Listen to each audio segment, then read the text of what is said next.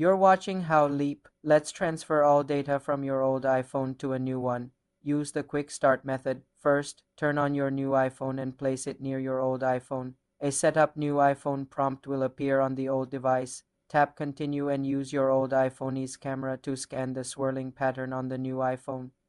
Screen. Enter your old phone's passcode on the new device.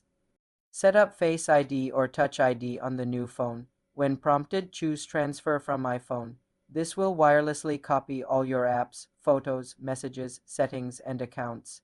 Keep both phones near each other and plugged into power until the transfer is complete, which can take over an hour. You can also use an iCloud backup. On your old phone, go to Settings, tap your name, then iCloud Backup, and tap Backup Now. Then set up your new iPhone and choose Restore from iCloud Backup during setup. For more simple computer tutorials, subscribe to the channel.